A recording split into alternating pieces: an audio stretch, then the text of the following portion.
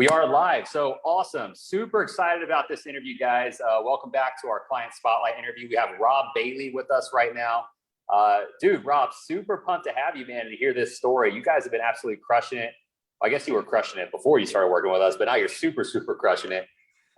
So, man, do you want to share with everyone who are you and what's your company and what do you guys do, man? Yeah, sure. My name is Robb Bailey. It's like the Robb with 2B brothers here today, because The Robb Show. Yeah, it's the Robb Show, the double B. So my last name is Bailey, so people call me Triple B. So maybe we need like nicknames or something to figure this out. I don't know. Anyway, I'm full of dad jokes. Yeah, exactly. Yeah. So like all my close friends make fun of me for that, but here we go. So anyway, but the name of my company is just Robb Consulting. I had an agency, a 7-figure agency that I sold a couple of years ago, and I've been doing some coaching, consulting, things like that ever since. And so that's basically what I do. I don't have like a huge SaaS agency business, but we do have a smaller side business compared to first agency was like $250,000 to $400,000 months every month. We're not doing that level of scale anymore. We kind of just have a SaaS agency business to keep our feet in the market. So that's a little small side business we have, but the bulk of our activity every day is just helping agency owners totally crush it with agency growth systems, and mostly helping local businesses. That's my passion right there. So nice, dude. You stay busy, man. Obviously, I did. So, yeah. And so what would you classify? Like, all my kids are young, and I'm like, I can't stop moving. It's weird, man. It's such a weird phase of life. But the second we sold our agency, I was like, I have no idea what I'm going to do, but it has to be something super fun, and I have to keep going. So anyway. Well, dude, I know how that goes. Like, you are always on your toes. So, man, so what is the exact offer? Just so people know, like, if they ever want to reach out to you, like, what's the exact offer and who you would say that your ideal audience is? Oh, yeah, sure. So if you're an agency owner who helps local businesses or wants to, we have an agency growth program. It's a coaching and consulting program. And, I've got a 10-person team, and most of the team is from back when we ran the agency. So they have a ton of experience in growing and scaling an agency and doing it at like record profit margins. So I've always had like 40+% profit margins, even at scale. And that's really hard to do, especially in the done for you space. Yes. So for me, it's always been like, finding the biggest lever and pulling it, and then repeating that over and over and over again. So like, just real quick, like my first agency was a 7-figure agency as well, but we were like the jack of all trades shop. We did web design, anything you wanted. Basically, we would just like do the old school thing where you send a proposal and, wait for 100 people to decide whether they like you or not, or they like your logo or your name or your website color design or all that. It's like any reason to get out, they will, right? Mm-hmm. And so I shut that whole thing down, started a productized service that serviced the fitness niche. And we helped 535 locations in like 21 months before we sold that. And everyone was like, what did you do? Like, we just came out of nowhere, and we were number 2 in the market in under 2 years for that niche. And so basically we're just teaching agency owners how to get more leverage, more time. Like, my biggest thing is time balance, because I do have a family and the kids are so young, and that's actually the most important thing to me. I love business, but I spend most of my free time down at the beach with them. We've gone to the beach at least once a month, and I live in landlocked Alabama, by the way, for the past 3 years. We go at least once a month on average for the past 8 years, and my oldest son is 7. So, like, just to give you context, like, this is not the kind of thing where I am hustle, like I die under my desk sort of thing. I tried that with my first agency. It was a total nightmare. It sucked. There was no money, there was no time, there was no good things at all. And so the new model that I've been teaching is the exact one that we ran in our second agency, the successful one. And I'm so passionate about it because I feel like if you're not going to do it for yourself first, or for your family first, or for the people that work for you first, then the whole thing falls apart eventually, Yeah. So that's really common in the agency space, and that's kind of what we do. Yeah, dude, I love seeing it, because I see you dropping stuff in the chat, like pictures of you fishing and stuff in our client threads, and I'm like, yo, there we go. Yeah, and what are we doing all this for? Yeah. Well, dude, that's why this conversation is going to be so fun. And I'm excited for people to hear you out. First of all, when people hear us talk about our stats as a sales agency, they're like, yo, that doesn't seem realistic.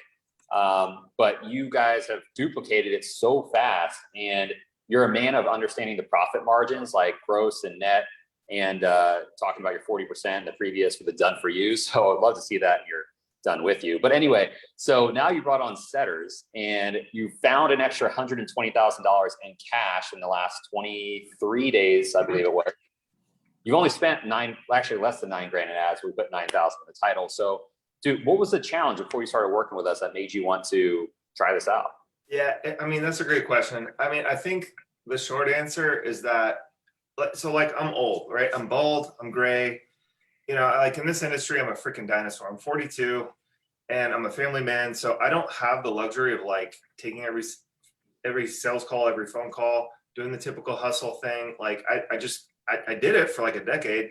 I can't do it anymore, you know? And so I'm always looking for, again, it's just like a big point of leverage that I can find to help more people and create more value. And then the money just comes as a natural result, right?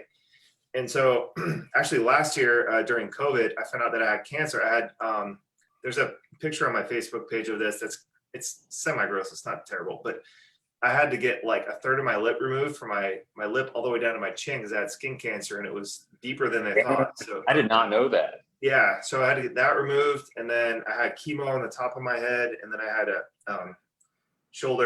little piece of my shoulder removed. It wasn't that big, but long story short, I took most of last year to really reflect and figure out like what the heck I wanted. And our business was doing fine. I have a great team and everything, but it really forced me to like reflect on what I wanted and what I wanted for the people that we were helping. And something that I realized during my downtime was like although I was missing time away from the marketplace, I was like right where I needed to be.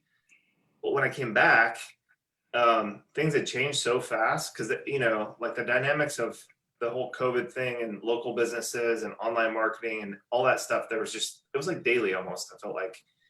And by the time I got back, the folks who were still in the game were buying up so much media, and there was so much the same offers being out there in the marketplace that our program was no longer being seen as unique. And like our program is excellent. I mean, we have 1,000 video reviews and like, I don't know how many screenshots. We have a giant Trello board and it's full. It's like a scene. Yeah, you guys crush, man. It's like too many, you know, but nobody knows how good it is unless they've been in our program, which is kind of a problem, right? Like, it's just like, yes, it is. So, I mean, the first thing people say is like, I had no idea it was this good. Like I bought so many things, this and that. And so I'm like, okay, we have an issue on the front end of things, like our marketing, our messaging, connecting with people, something, right? And then I just started to hear from a handful of friends that, you know, they're using setters and they were super crushing it. And I was like, I don't know, you know, we've never used a setter. We've always done one call closes. We've always had a really solid offer, a really ethical, honest offer. We have a great reputation, great reviews. I don't know if that's for me. And I think finally the straw that broke the camel's back was I was seeing comments on, and to be honest, man, I don't remember if it was yours or not. I don't remember seeing the ad, but there was someone who ran an ad about setters, and I was like, okay, I see like 3 people I know who I know are good business people, and they're all using setters, commenting on this person's ad.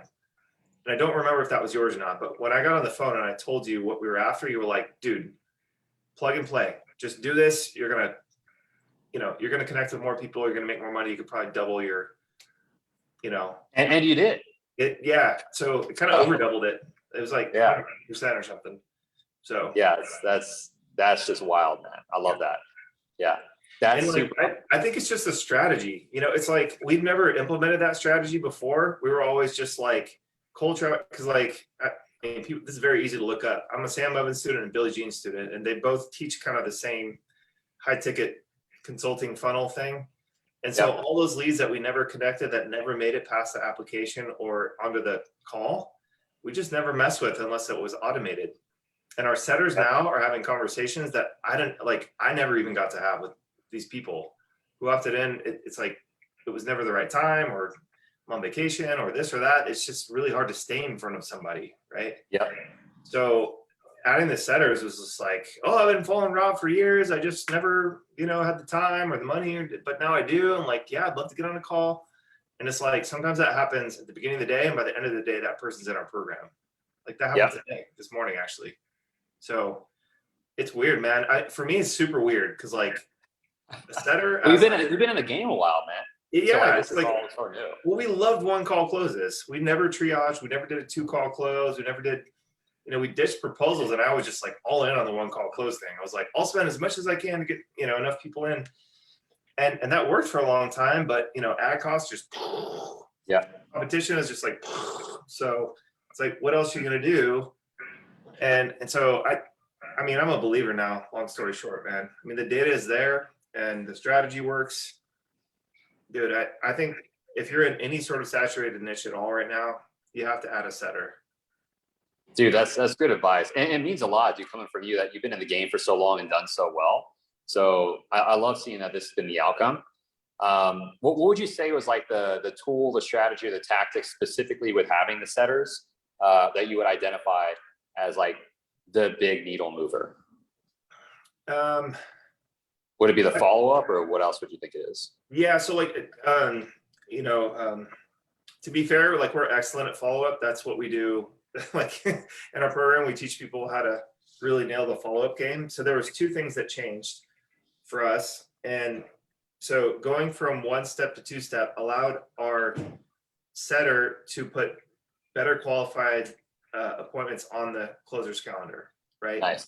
So like when it's automated, I love automation. I'm a geek on that front. We teach it and everything, but if your calendar's, I call it wood, right? If somebody's booking, it doesn't matter if it's a robot or a human, booking wood into a closer's calendar and half the appointments are total garbage, guess what's going to happen to that closer's mindset, their productivity, their momentum? It's like they can have 4 sales that day. If the first 4 calls were shitty, it's like they're still like, and every closer, including myself, has been there, and it's just like, man, that was frustrating.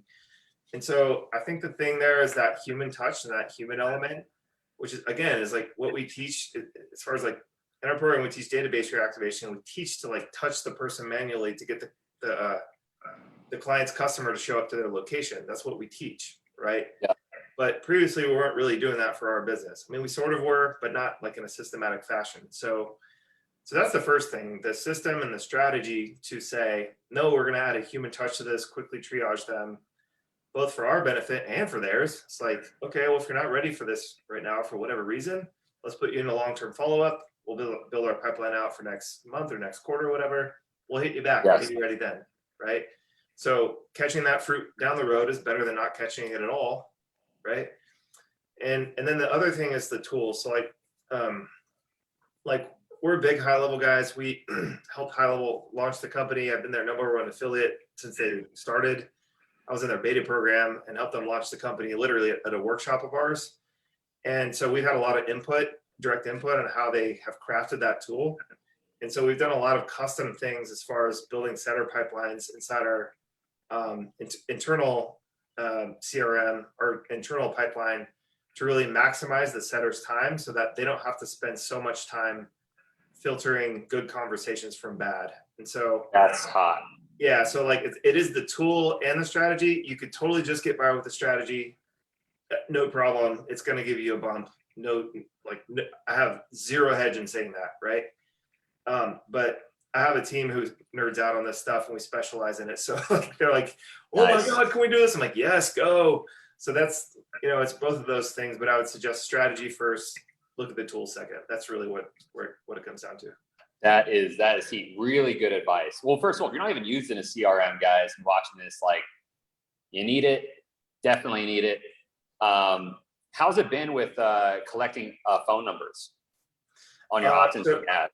So again, like we love mobile. That's our #1 channel, and we teach that on the fulfillment side and the acquisition side. So, and we use it internally. So we care about a phone number more than an email address and more than a messenger chat.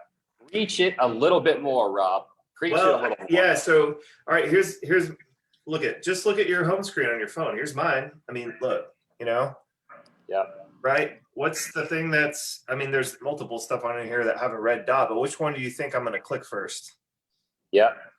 Always text. Always text. Dude, so it's like, that's where your mom, your wife, probably, you know, your kids, whatever. Like, Yeah.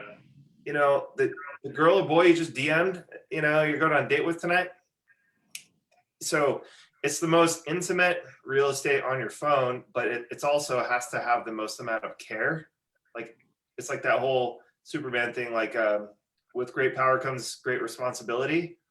Like, you can burn it in 5 seconds. Just, you know, if you send out like a message and it sounds like corporate BS, they're going to be like, stop, out, no. But if you make it personal, you can do wonders with SMS. So we will basically die to get an SMS number and then get the rest after that. That's basically Dude, I absolutely love you, like your passion around that, because so many people are focused on a lower dollar opt-in when we've already seen it, right? Like, it's dying on the back end. It's like, you need a phone number and it will increase our cost triple. I don't know about you when you added a phone number, but it's been way better for us down the pipeline. Yeah. It's, you know, it is a bit of a longer term play, but it just, all right. So if you're using a setter at all, or if you're considering getting a setter at all, what you're looking for is better quality. I know that sounds probably not Cliche. very logical initially, but that's really what it does. It's like think about it. Let's say you get, I don't know, you pick a number. How many prospects in a month? You pick a number because you're in this game. 1,000. We'll say 1,000. 1,000. All right. Probably most people would love to have 1,000 prospects. If you told me those 1,000 prospects were emails, I'd be like, don't waste my time. Get out of my face. I'm not talking to you again. Like, if that was your promise in your ad, which I know it wasn't, of course. Yeah. But to me, when you said appointment, I was like, ooh, we're getting their phone number. Right. Yep. That's where my mind went. And that's all I care about. Like, email is nice to have. DM's nice to have after that. If we can get all three, obviously we'll work all three channels. But look at, like, I'm just telling you guys, if you can nail the SMS game, it is a freaking game changer. Like, our pipelines, our pipeline conversations are like 96% SMS, put it that way. Yeah. And our email list is like 11,000. And we don't have that. We have like a fraction of that numbers wise. But the activity that comes from it, the sales activity, is 96%. Like, the stuff that pays the bills and when people give us money, it's all from, it starts with an SMS typically. I mean, it's an appointment setter's paradise. Let me just put it to you guys this way. Yes. Yeah. It doesn't mean we don't do the other things. Trust me, we do. But I'm just telling you where the fruit is. The fruit lies, right? It's like, yeah, you're preaching the choir, man. That's what we have. Yeah, no, I get good on the phone. So I know. I'm not. I hope I don't come off preachy. I'm just like, hey, dude, I hope you do. I hope people are watching this and they're like, well, God dang, I didn't know I should spend more on the front end. It's like, that just means you're not tracking it, and you've done a phenomenal job, man.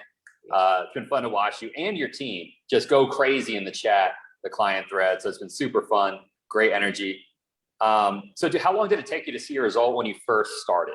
Right. Right, good question. Yeah. So, full transparency, we had a bit of a tribe built up before we joined your program. And that certainly is, that's worth something. Okay. So it's not like we started from scratch, and I want everybody to know that, just so I'm not blowing hot air. Right.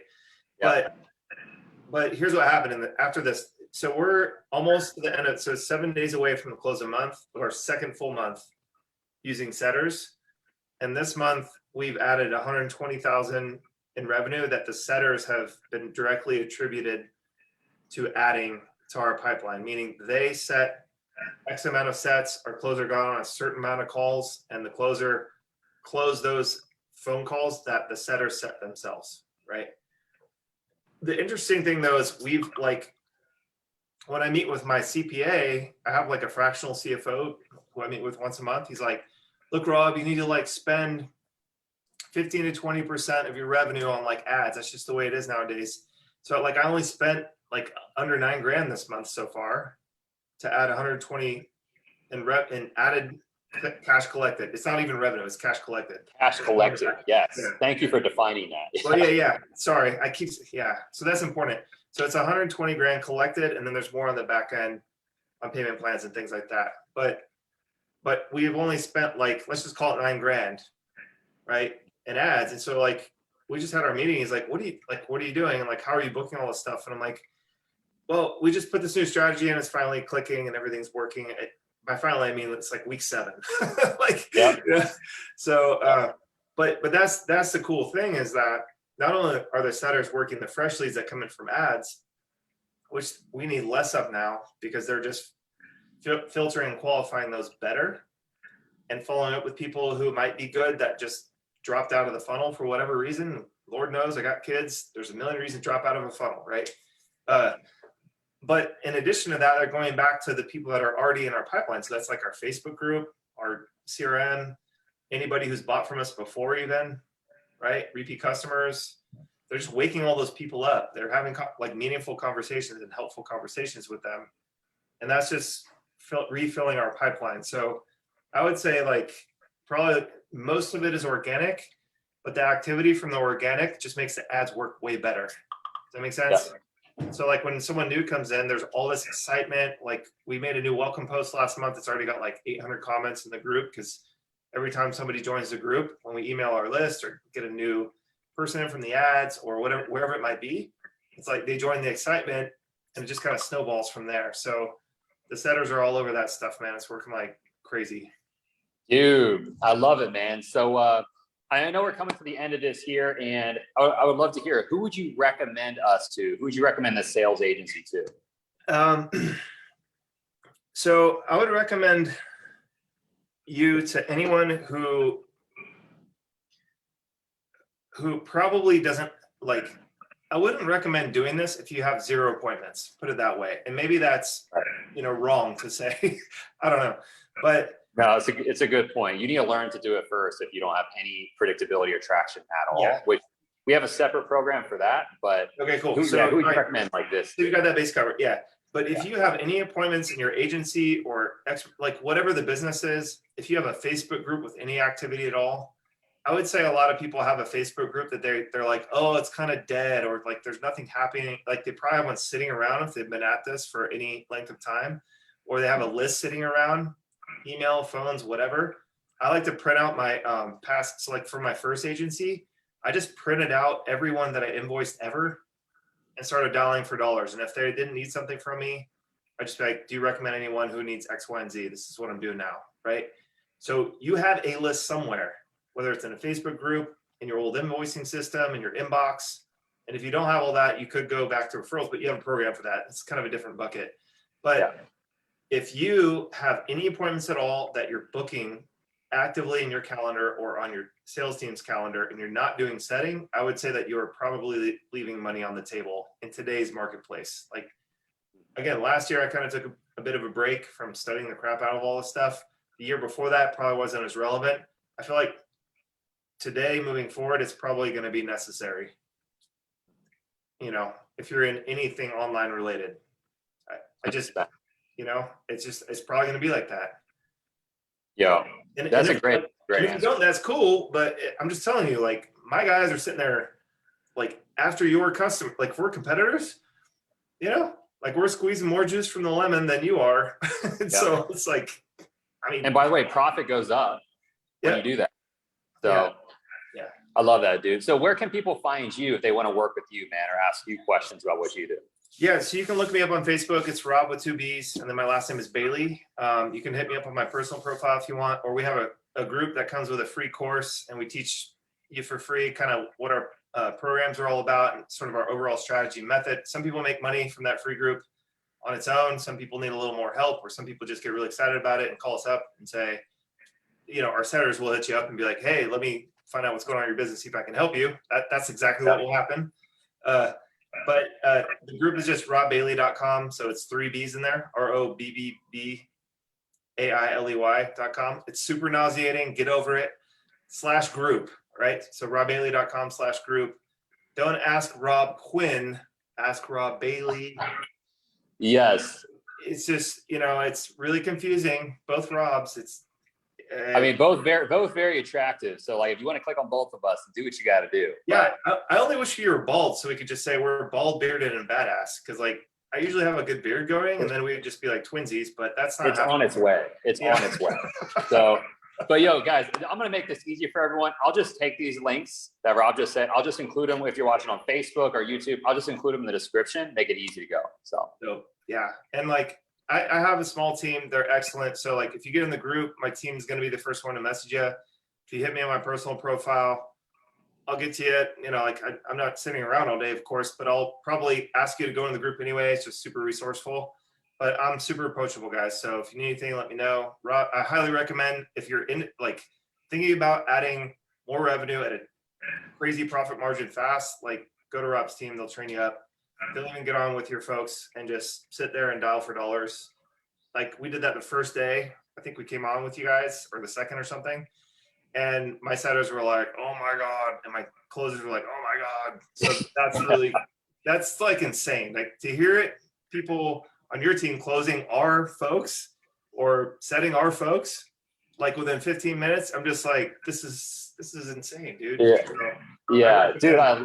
I appreciate that, man. Yo, they're gonna love to hear that too. Well, man, I appreciate you taking the time to jump on this, and everyone else, thank you for watching this video if you took the time to, and go find Rob if you want to see what he's got going on. So, thanks, y'all. Catch you.